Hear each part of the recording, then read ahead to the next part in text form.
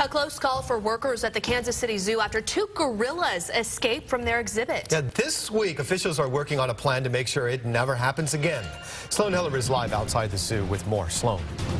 Good morning, Curtis. A very close call. These two 400-pound gorillas, they got out of this holding area and they made their way into the zookeeper's workspace. Keep in mind, there were actually zookeepers in there at the time. Now, as you mentioned, officials are going to be looking into what happened this week, but what we're hearing is somebody forgot to lock the door, and that is how they managed to escape. Now, the zookeepers quickly, of course, they had to think very fast. They climbed a ladder. They got out of the area safely.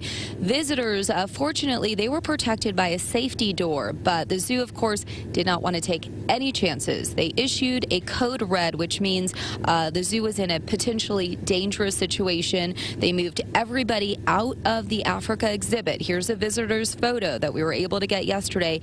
They moved out of that exhibit into various restaurants for safety. We saw a mom in a stroller kind of running towards us, and then another kid, and she kind of screamed. We weren't going to take any chance. I had my daughter with me, so it was, let's move it.